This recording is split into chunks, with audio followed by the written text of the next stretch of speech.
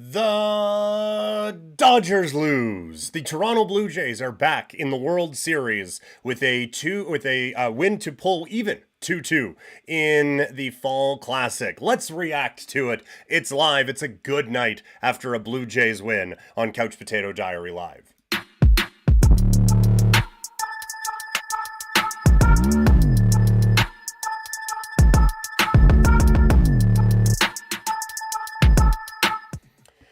What a difference a few hours make, as the Toronto Blue Jays only need one day on the calendar to beat the Dodgers in Game 4 of the World Series. A final score tonight of 6-2, as the Dodgers make it a little bit interesting at the end, but make no mistake about it, this was a game that the Blue Jays needed, and this was a game that the Blue Jays got. So we'll break it all down here on Couch Potato Diary. Give me your thoughts in the chat. We're streaming this on a few different platforms tonight. So pop in, say hi, give me your thoughts. Are the Jays the favorites now in the World Series? Let me know what you think. And hey, we're on the internet, so head over to seaofdead403.ca. Get the Hanging in the Dome, Chillin' with Jerome shirts online right now, with all the proceeds going to Kids Sport. Again, that is seaofdead403.ca. And we're late at night, so you need that energy boost. Head over to swiftenergy.gg. Use the code PKPrimetime for 25% off. They got some great flavors in that fuel to help get you through the next 2 to 3 World Series games anyway, as the Blue Jays are right back in it after a victory, after just a devastating loss in Game 3. So let's talk about it. Blue Jays pick up a big win in Game 4.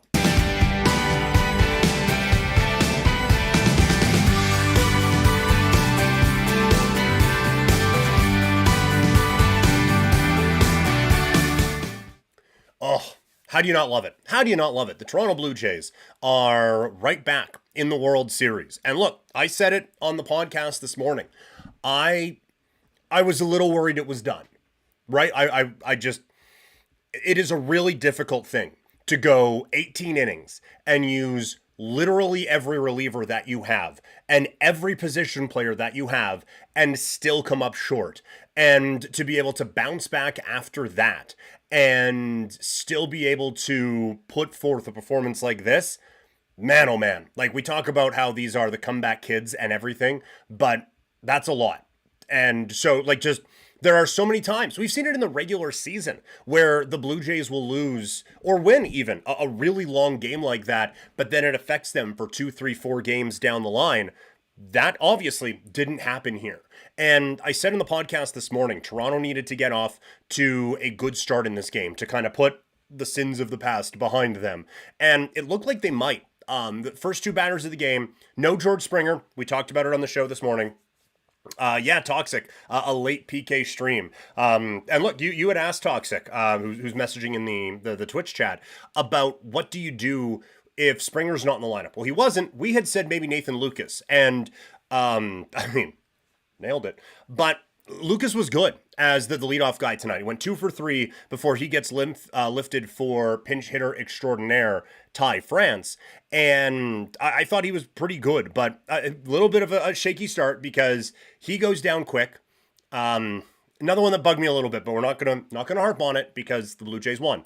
And then Vladdy goes out, and all of a sudden there's 2 out, and we're 7 pitches in, and it's Ohtani. It's like, oh, here we go. But then Bo, really important walk, I thought, because if he, batting third tonight, if Bo doesn't stretch that at bat out, then it's, like I said, a 9-10 pitch inning for Shohei, and he's off to the races. Instead, he works a walk. After that, Addison Barger able to get on as well. The Blue Jays have a mini rally going before Alejandro Kirk pops it up. So you get a bit of something going, but then the Dodgers are able to score in the top half of the first, and it's just this, here we go. All right. And then the moment that we called for this morning happened. The moment that this Blue Jays team desperately needed happened. And quite frankly, the moment that Vlad Guerrero Jr. needed happened. As Vlad comes up to the plate with a runner on in, what was that, the third inning of this game? I thought I had the line score here up. Yeah, the third inning. Vlad comes up with the runner on and gets a hanging breaking ball and see ya.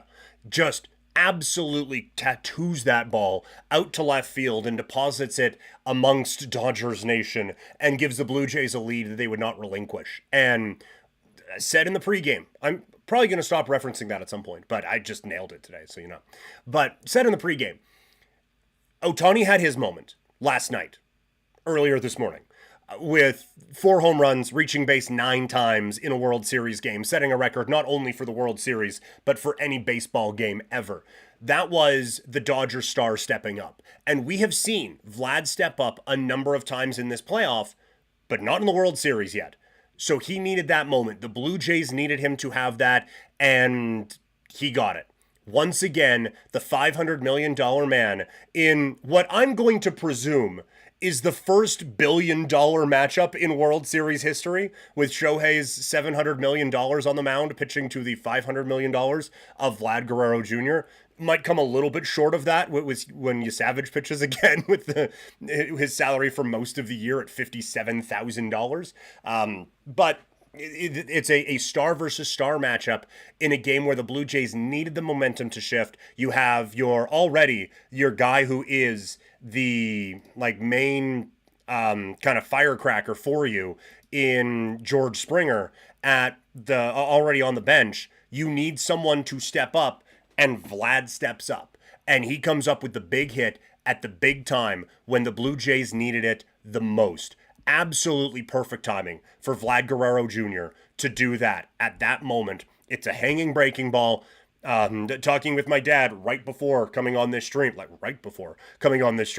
and so, you know what? He is human. And like I was saying, this dude's a one-of-a-kind unicorn. Well, that unicorn can also hang a breaking ball, and Vlad Guerrero Jr. can hit the piss out of it, and he hammered that thing out. But you could just see it was the spark that the Blue Jays needed. They all of a sudden settled right back in. We said on the show yesterday or earlier today that it felt like the Blue Jays were playing hero ball a little bit as the game went on into the early morning hours this morning, and getting some big hits and trying to get the big hit and all of that.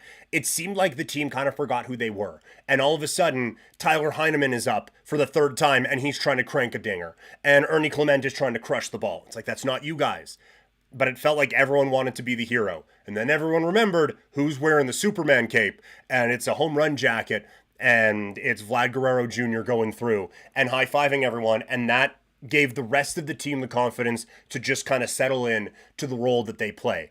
And the person who settled into that the most was Shane Bieber, who was excellent. We said that he needed to be more Game 3 Bieber than Game 7 Bieber. He was Game 3. It was absolute brilliance from the former Cy Young winner. And again, he's not overpowering. He's never going to be that guy. But the movement on that 2-seamer that they were saying on the broadcast, he kind of used it as a bit of a changeup in this game. And there were some guys last night who were throwing 92-mile-an-hour changeups, but it was really effective to lefties tonight, where he would start it out of the zone, and it has the way the 2-seamer kind of breaks, I guess arm side would be the way to describe it. Kind of has that little bit of a dive to it, and he was just pinpointing that thing on the inside part of the plate all game long, and it was so tough for the Dodgers to square anything up. And yeah, Ohtani got nothing from Bieber in this game. Walked in the first inning, and then Bieber was able to shut him down after that. He was great in all of it, right? Like we talked about it before. It's not just Ohtani. It's not just Betts, and it's not just Freeman. This is a complete lineup that the Dodgers have, and Bieber mowed them down. And importantly as well, he was able to give them length, as Bieber goes six innings, giving up 6 hits, 4 earned runs, 6 strikeouts. Sorry, not 4 earned runs. That's the Ohtani line, sorry. He went 5 1/3, 4 hits, 1 run. It was earned, striking out 3, walking 3 as well. The walks were a little uncharacteristic, but I think he might have been just trying to be a little bit too cute in certain times in this game. But he was excellent. He was exactly what the Blue Jays needed. And then he gets lifted, and it's Mason Fluharty's time to shine. And he comes in and shuts the door immediately with a runner on, gets a fly out to center field, and then gets the strikeout to wrap it up. Huge. absolutely huge. But the Vladdy home run settles everything in. Toxic back in the Twitch chat. Tonight was a typical Jays game. Get on base and everyone doing their jobs. 100% accurate. Toxic. Couldn't have said it better myself. It was a do your job night. Bill Belichick is just smiling somewhere because he's 70 and he's dating a 24-year-old, but also because we just did a do your job thing. That is what championship teams stress. There's only one Vladdy on this team. So Ernie Clement, don't try to go out and be Vladdy. Just go out and make some good contact. He does that in the 7th inning, and that really sparks the rally and getting everything going from there, where he gets the extra base hit, they go deeper into the bullpen, and then the offense is able to step up with hit after hit after hit. And it's that quicksand that the Blue Jays can drag you into, where one hit all of a sudden turns into 2, turns into 4, and now you look up and it's no longer a game that's within striking distance, and there's still nobody out. And then Bo Bichette comes up with a big hit. Again, stretched to double into a single, but comes up with a big hit at a big time. And it's just put the ball in play, let things happen. Jimenez didn't need to hit it hard, put the ball in play, allowed the run to score. Almost got picked off at first on a laser beam hit to third, but he was great. Everyone did exactly what they needed to. Toxic. Couldn't have said it any better. And then, yeah, again, Toxic in the Twitch chat. How about Bassett in the bullpen? Nails. Absolute nails. I joked on Twitter that we were saying at the deadline that the Blue Jays needed to go out and get a leverage reliever. Who knew? It was under our nose the whole time. And it was Chris Bassett, who, after getting 1 inning last night, and we talked about it, that's at the time that they pulled him, they didn't know the game was going to go another 10 innings, or they probably would try to stretch him out a couple more. But he gives you some length out of the bullpen tonight. Bassett goes, let's see here, 2 innings, no runs, 1 hit, strikes out 2, didn't walk a soul. He was just fantastic. And I will admit, I didn't think the stuff would play as a reliever. I feel like this was, I felt like this was someone who, like, just had too many pitches. And, okay, so it's great to mix and match and all that, but in the bullpen, you really only need 2, maybe 3. And I don't think the whole, like, if, okay, well, I'm only going to throw 1 pitch an inning, let's see what happens. I don't think that's really necessarily the way that it works in the bullpen. But he made it work. I didn't think it would. Totally wrong on that. He was perfect. Nearly. Just give up the 1 hit. But locating really well. Excellent movement. No batter looked confident in what they were doing up at the plate. And I kind of wanted him to come back out for the 9th. Varland comes in and it gets a little dicey. But he was able to just absolutely slash and dash his way through and get the job done. Little sketchy there at the end, and I think we're at the point now of maybe overexposing Varland to the LA Dodgers. But yeah, Toxic. Bassett in the bullpen, chef's kiss. Mwah. Absolute perfection from Chris Bassett in this game, and really put them in a spot to win this game and save the rest of the bullpen. Like they do use. Fluharty goes 2/3 of an inning to finish up the 6th, and then Bassett goes the 7th and the 8th, Varland the 9th. Lauer was unavailable and is probably unavailable for tomorrow, too. Like, he threw almost 70 pitches. That's a starter's workload. So I would imagine he's not pitching until this one heads back north of the border. But Dominguez wasn't used, and like to go on down the line of the guys that they didn't need to go to in the bullpen, because Bassett was able to give you the length that they desperately needed after the way everything went. So now you go into game 5, everything is settled. With you just have this, you have this big win after a devastating loss, but now the bullpen is set up. Hoffman didn't have to come into the game, warmed up, but didn't have to come into the game, so he's ready to go. Dominguez can go in leverage situations. Maybe Varland can again, who knows. Fluharty is probably available as well. You have your everything lined up now for the Blue Jays, and this was, game 1 was a statement. I think game 4 here was, honestly, felt like a statement as well, but it was more just a validation that, yeah, it's not just going to be one game where we mash a grand slam in Toronto. We are here because we deserve to be here. And they showed the Dodgers tonight. There was no question who the better team was in this game. It was the Blue Jays the entire way. The entire way that I got to see. We'll talk about that in a second. But it was the Blue Jays the whole way through. And this is now 2 games where they have looked like the better team. And the one that they didn't went a really long time, and it was their own kind of self-inflicted wounds that put them in a spot to have to win this game. But we've talked about it before. I think the Blue Jays are in an excellent spot right now. They don't have to win another game in LA. It would be nice if they did, but they don't have to win another game in LA. They can win the 2 in Toronto and be World Series champions. The Major League Baseball season is ending in Canada, with the Blue Jays having an opportunity to put it away. And you look at how the pitching matchups line up. Odds are it'll be Bieber if it goes to Game 7, but for the next 2, it's Gausman, Savage in some order. That feels great with the 22-year-old wonder kid and your ace on the mound. And you are facing, coming up here now in Game 5, Blake Snell, who again is awesome. Cannot stress that enough. Blake Snell is very good. But he is also, I think, the Blue Jays are a bad matchup for him because he likes to nibble. And I believe, I couldn't find a quote for you right now, but he does seem to have thank you, AJ Druid in the chat. Trey is pitching on Wednesday. Thank you. So yeah, it'll be Savage, and then Gausman, and then probably Bieber for Game 7 would be my guess. Yeah, that was great. That's great. It sets them up in a perfect way now, right? With Savage for this next one, and then Gausman for Game 6. Perfect. And now, like I said, against Snell, Blake Snell has said that he's not afraid to walk guys.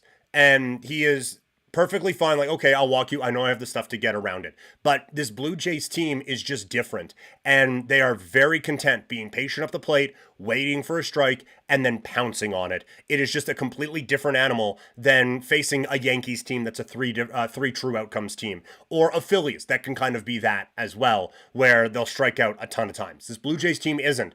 And so when you are content to kind of nibble at the edges, and okay, if I walk a couple, that's fine. Now, the Yankees and Phillies can make you pay in their own way, obviously. But this Blue Jays team, you do that, and you saw in the 7th inning tonight how one base runner, all of a sudden, then Ernie Clement gets a pitch up in the zone, and he whacks it off of the wall in left center field, and the Blue Jays are able to extend their lead and extend, and there they go. I think the Jays are a bad matchup for Blake Snell. AJ Druid again in the chat. Snell will get knocked around by the Jays again. I think it's a possibility. And then Toronto has 2 cracks at it at home to wrap up the World Series. I fear Yamamoto, and I think that's a healthy fear. I think that's an earned concern that I would have with Yoshinobu Yamamoto after what he did in Game 2. He would be the Game 6 starter for the Dodgers. But then in Game 7, it's Glass now again, I would assume. Or I guess Ohtani, it could be. But it is... Again, we saw with Ohtani, like he pitched well, the Jays can get to him. And Glasnow, again, it's a bad matchup. So I do think how this series shakes out now is in a good spot for the Blue Jays. The Dodgers are still an excellent team. It is not going to be easy because nothing ever is with this ball club. But the Jays are in a really good spot. We got Tall John in the chat, along with AJ Druid and Matt B in YYC. Sorry. I've probably made that mistake a number of times, Matt. Sorry about that. But Tall John, let's freaking go. I don't wish to trash one Blue Jay, but if I don't have to see Little again, that would be okay. Yes, I agree.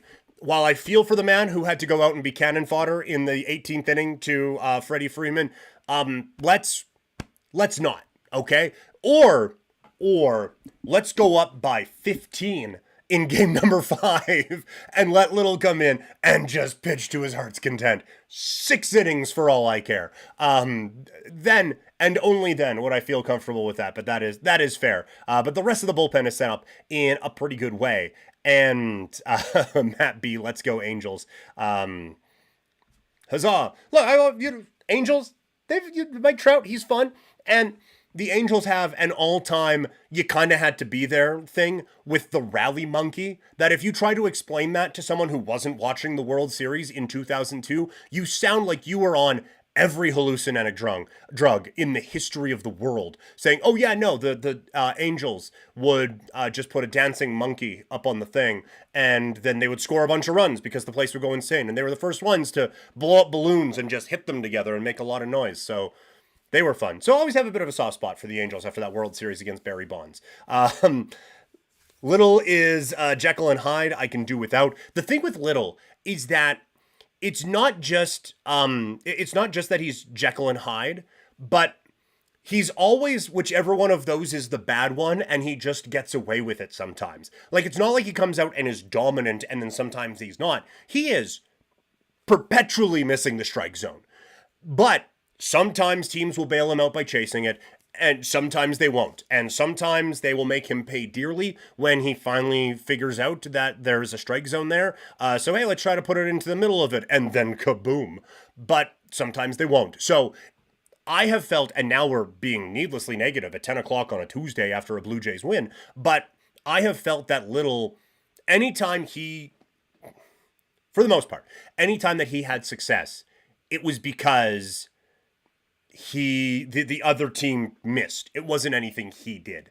And I don't want to have to deal with that with the Dodgers in the World Series. So yes, I would rather not. But AJ Druid, another big part of this, the LA bullpen is sus, 100%. And you see it again tonight. The Blue Jays couldn't take advantage of it in game number 3 for 12 bloody innings. But tonight, Banda comes in, 1 hit, 2 earned runs, 2/3 of an inning. Blake Trinan comes in, pitches 1/3 of an inning, gives up 2 hits. A couple of those drove in the runs that Banda was responsible for. And then that Dreyer fellow came in and struck out 3, a couple hits in 2 innings. But you can get to this bullpen. Basically, with the exception of Roki Sasaki, I feel very good about any matchup that the Blue Jays have with these guys. And aside from apparently Will Klein, who is Sandy Koufax, that sucked. But I, like, Banda, as soon as I saw him warming up, we all have to admit as Blue Jay fans, there was a bit of a, yes, when you see him come into the game. And then Trinan, I do not fear him at this point in his career. Sasaki is the only one that comes out of that bullpen that I have a bit of a, ugh, about. The rest of them, bring it on. I have no problem with them at all. So yeah, AJ Druid, again, this is another, and the other part of it is that they've now seen Banda 3 times in this series, and he's their go-to guy. And we saw that in the Mariners series. The more, and that's why I'm worried about Varland, but the more you see these kind of innings eater guys, the less effective they get. And it really kind of, I had a light bulb. I think it was Trevor May, who does a lot of good stuff on, it was either him or Plouffe, one of those 2 guys who do a lot of stuff on social media. They brought up that one of them was 4 things that don't work in the playoffs that do in the regular season. And one of them is innings eating relievers, because you get used to, okay, and we'll let him go out there and just bridge the gap. Well, that works in the regular season when it's 1 game against Seattle and then they're taking on the Angels and now they're taking on the Yankees, and these teams don't get a chance to see them all that often. But when you're playing the Blue Jays and then you're playing the Blue Jays and then you're playing Toronto and then it's the Blue Jays, eventually that picks up. And we saw that with Seattle.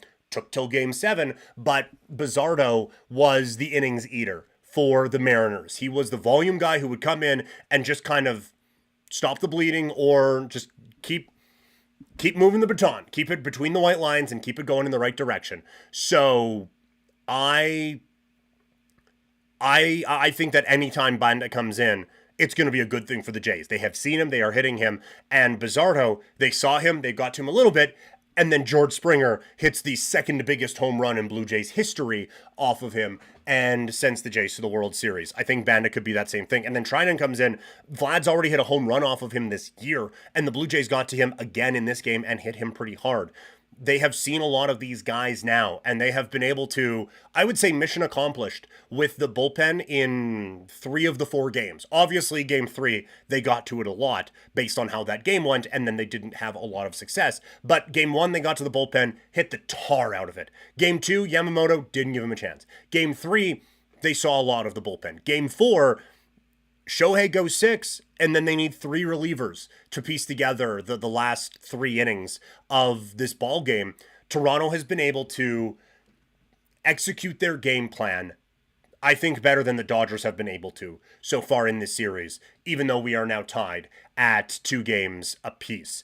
Tall John, Little having the ball in his hand is a pitch-by-pitch, anxiety-filled inning or more. Oh, yeah. There is no comfort when he is on the mound. There is no, okay, I can settle in. Even Paez was at the plate. Oh, don't let him get started now because of it. And again, I feel bad for the dude because he was. My frustrations with his lack of accuracy aside, he did get some big outs for this team throughout the season. It's just he gave up a really bad home run at a time where maybe he shouldn't have been in to begin with. And then the next time he comes in, he gives up another big home run. I feel bad for the guy, but also, again, Don Draper meme, that's what the money's for. You kind of face this criticism from dudes on the internet. So, yeah, yeah. Deeds saying you can be comfortable with the fact you're not going to be comfortable. That's the thing. It's not just like, oh, we got this ace guy coming in. Oh, man, they got to him. You're aware that it's going to be a roller coaster ride when Little comes in, so that there's at least a little bit of that. AJ Druid, I found the umps are calling strikes on the outside part of the plate a lot. This is another one, and I don't know if my dad is still watching, but he pointed it out to me in the American League Championship Series. You watch a lot of the umpires now, and I wish I had a screenshot I could use of it, but they, like, Kirk will set up behind home plate, and instead of setting up, like, down the middle like the umpire should so you can see everything equidistant and all that, he will set up either in the gap between Kirk and the hitter or to the outside of him. But either way, he's kind of staggered from where Kirk is. And then you will notice a lot of times if he's on the inside part of the plate, they're missing calls on the outside. Because how couldn't you? You are trying to see through a rock of a human on the other side. And like you can still see over because Kirk is 3 feet tall. But there is still a bit of guessing that has to go on when you're looking at it a little bit diagonally. And also, like we can see because of how the camera is situated, it's not just dead on. It would look weird if it was dead on, right? It is off a little bit to the angle so you can see everything. And even just that little tilt puts your perspective off a little bit. The umpires are setting up in a way where they are kind of just guessing because of where their perspective is. And that's leading to a lot of stuff on the outside part of the plate being guessed at. It's leading to a lot of stuff low in the zone getting guessed at as well. And so I just feel like it is just poor umpiring technique that is leading to some of these issues. Also, and I cannot stress this part enough, they also suck. So there's that, too. Like, they have done a horrendous job. I said Game 3 was one of the worst officiated games in any championship-level thing I have ever seen. And that is including, like, provincial baseball things I played in when I was a kid. Like, it's been bad. And this one tonight, it wasn't as bad, but there were a couple that was like, oh, that bat to Ohtani, where it was, like, a full baseball and a half outside of the strike zone, and they called it a strike. And then the next one was comfortably nestled inside the warm, welcoming walls of the strike zone. And the ump called it a ball to make up for it. You kind of knew at that point, like, okay, we're in for something here today. That was rough. AJ Druid again. A lot of managers have said the same thing about baseball analytics in the playoffs. You wear out your bullpen a lot. Yeah, and that's like you bring in Shane Bieber and Kevin Gausman and Max Scherzer, to a certain degree, to pitch late into ball games. If the goal is to get to the 4th or 5th inning, you can get anyone to do that, right? Like, go out and trade for Heaney. Go out and trade for whoever, random middle rotation guy X, like, to you old Blue Jays example, go get your Josh Towers of 2025 to just go eat a couple innings and then get to the bullpen. That's cool if you do it once, but then you see a reliever for a second, a third time in a row. And now all of a sudden, Shohei Ohtani, this baseball robot, now has downloaded all of this information, and now he'll hit it 469 feet. And now your game plan goes out the window. You give up the prospects you did for Bieber so he can pitch into the 6th inning. You give up the money that you did to bring in Kevin Gausman so that he can pitch into the 7th inning of the biggest game of your season. Now, it turned out that wasn't halfway through, but still, you get those guys to pitch these big innings. So I understand 3 times through the order and all of that, but those numbers, I do think, and every pitcher does get a little worse. First time, second time, third time. That is fair. But I do think a lot of that is skewed. Like for Kevin Gausman to go once through the order, twice through the order, 3 times through the order is different than Bowden Francis going once, twice, 3 times. So if you just look, and I know they're looking at each individual as well, but if you just look at the overall stats of, well, this is how pitchers do first time, this is how they do second time, this is how they do third time, oh, third time is bad. Well, yeah, third time is bad, but we're also factoring in the 5th starter for the Rockies who has an ERA of his age. So maybe these numbers are a little bit off. You have those big name pitchers for this reason, this time of year, to go through that and to get you to the 6th so that your lefty, who would have been a loogie a few years ago, is now coming in and shutting the door for a couple of outs, and you can hand it off to a bulk guy to get you the rest of the way. Like, I am happy that this series has kind of shown that this is kind of how it's supposed to be managed. And they have, both sides, really. I guess the Dodgers haven't really extended a whole lot, but when they haven't, it's been because the Blue Jays have not let them. But both managers, I think, have done a decent job.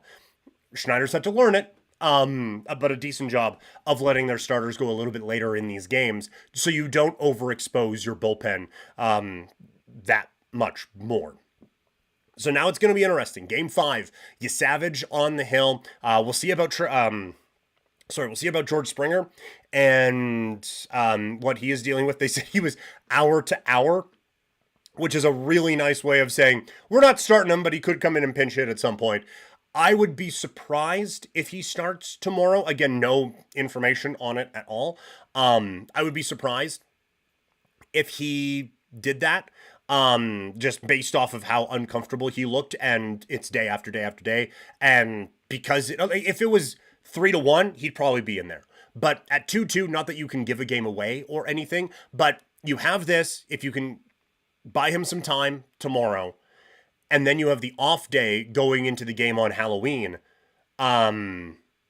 it makes life a little bit easier and just gives him a little bit more time to rest and get settled in that sense. The last thing, it was very frustrating tonight. I'm watching, and the Jays are putting a rally together in the 7th inning. And then all of a sudden, we apologize for the inconvenience, but your stream has been interrupted. Please refresh and try again. And I did, and then I got 504 gateway error. Cool. Great. Wasn't watching at all. And then, okay, refresh. Hey, game's back on. Looks like it's gone well. My dad called and told me that they got another run, so it's 4-1. That's awesome. And we're gone again. Tried it one more time. Hey, now Bo's on first, and now it's 5-1. And we're gone again. Toxic saying I watched it on cable. Fantastic. I'm very happy that the cable part didn't crap out the way that it did online. We're cord cutters here, so cable is not an option for me. And this is a billion-dollar telecom company, so it should be a reliable option. And I don't care that the Frozen Frenzy thing was going on tonight, and it was the World Series, so maybe it would have been system overload. You don't get to cry, oh, did too many people, when you are charging those people for this service. It is not the best at the best of times, and it's very frustrating when, like, you can tout all the numbers. We're seeing the most watched game in Canadian baseball history, and this, that, and the other thing. You don't get to brag about all the numbers that you got and then be surprised when you get all the numbers. And to Toxic's point, you also made it more expensive, while not giving us anything extra in return for that, right? Like, at least sometimes with Netflix or whatever, like, there'll be a price hike, But there's new stuff coming on all the time. With this, it's okay. It's a price hike, and then nothing. Everything's the same. Sorry, it's funny. A little ironic, AJ Druid, that I'm ranting about a telecom company and how bad their service was, and then I'm hitting you with ads. So sorry about that, but I need the ad stuff more than Sportsnet does, I'll tell you that. But I don't think the stream is crapped out tonight, so we got them on that one. It's frustrating. Glad you're back. Okay, good. It's so frustrating. And to Toxic's point, you're right. You can't raise the prices on this stuff and then have it fail at the biggest time for your viewers. And like, the problem is, where else are we going to go? You know, like it's not quite a monopoly. But it's like, it's so frustrating to have this, and the service hasn't always lived up to what it would be, and they continue to raise up the prices, but they have the NHL and they have the World Series, and so that's tough. I will say, at some point after the third refresh, I was done, and had to find alternative means here. But so, and honestly, might be the way I go for the rest of this series, because it's bad. And also, I'm watching online. I can't talk with my parents about it because they're a minute ahead of me. I can understand a bit of a lag. I will accept that. But I am like full batters behind when trying to talk to them watching on cable. And like it does feel very much like they are doing the bare minimum on it to try to push you to just having Rogers cable instead. Like, that's what it feels like, honestly. And so to have this go down in this way, in this game, was so frustrating. And yeah, Tall John, where was it? Lots of people, Sportsnet Plus timed out last night after on the same channel too long. Probably a built-in sleep safety feature. Yes, that was me. I tweeted it out. They had a thing, are you still watching? And because Sportsnet Plus is not compatible with Roku, because we're using some long lost technology here, and the casting with the Apple Play sucks. So I just had the laptop hooked up HDMI to the TV, and I had to, in the 15th inning, had to scramble off my couch and dive over to the TV stand because my laptop was there. I was like, yes, I'm still here. I'm hi, hello. Yeah, I'm Tom Hanks in Castaway, which is sometimes how it feels watching this stuff. It's just, it's so annoying and it's so frustrating. And again, you don't get to tout how many people are watching and then get surprised when that many people watch again. It's awful. And again, like, I don't think you can stream to like the highest of capabilities on the Sportsnet app on Apple TV. And you can't even get it on Roku. It is so insane to me that this is where we are at. And look, the other dude, I don't know why I'm protecting TSN. TSN's ain't a whole lot better either. Like, all of them suck with Chromecast. We tried that for a while and now just went to the Roku, and at least there's a TSN app on there, but it's not great either. I've thought about that, Tall John, going the Amazon Prime route and going through it with Sportsnet on that to try to be able to watch it on there in some way. But no, it's not a great spot that we are in right now. And look, they've done some great stuff. Like, to be able to have the Blue Jays broadcast the whole time has been awesome. I am beyond excited that Jamie Campbell gets to be a part of this, given everything he's gone through in his life and the obvious passion he has for the sport. I think Joe Siddle is awesome. The girl on there, I forget her name right now, but she's great too. And that, like, Dan Schulman and Buck Martinez are one of one when it comes to broadcast. Done really good with that, and with her. So, yeah, she's been excellent. The whole broadcast has been really good. Also, it's funny that my Rogers internet is starting to have some problems now too. But so yeah, credit where credit is due. Sportsnet has done a very good job throughout this postseason. And they do a very good job on a lot of different things as well. And again, full disclosure, like, I do freelance work with them. But I also had a couple people tonight reach out and be like, hey, maybe don't tweet that out. about the Sportsnet thing. Not a higher up or anything like that, or even a middle up. Don't worry about it. But some people saying like, oh, calling out whatever. I was like, they know they're fucking up. Like, it's not like they see their entire internet thing just go whomp in one night and have all of these people on social media talking about them, and then they go home at night and be like, you know what? Killed it tonight. They have to know they're fucking up, so it's fine if I point out they're fucking up. Also, the freelance agreement that I've signed with them is makes it very obvious I'm not an employee of them, so I can say what I want. But no, like, it's embarrassing. It's embarrassing to have something like that happen in the World Series. And at this great moment for this sport in this country, to not be able to use a pretty basic part of the thing that they offer is infuriating. And so luckily, the game was not in hand, but it's not like I missed the Vladdy home run or anything, but I did miss half of the runs that were scored in this game today. And so that's frustrating. So hopefully the Sportsnet stream works tomorrow. And hopefully the Blue Jays can continue this role that they are on now. That's going to do it for this evening. Yeah, we need Cam Hughes at the Sky Dome this weekend. Also a classmate of yours. Oh, nice. Tell John with a shout out to Arash. I miss Arash Madani. Personal reason, classmate of mine. Definitely need Cam Hughes down there at the Sky Dome running the board and everything, making sure everything is working just fine down there. But hopefully it all works out. But this was so much fun to have this Blue Jays team bounce back in this way and have Vladdy bounce back in this way. So, gonna call it here. Thank you guys so much for hanging out. Again, check out seaofdead403.ca for some great Calgary swag. If you are watching, wherever you're watching tonight, hit follow or subscribe or whatever is offered on the platform that you are watching this on. Follow me on social media. I am at Primetime Klein, and I will talk to you all later.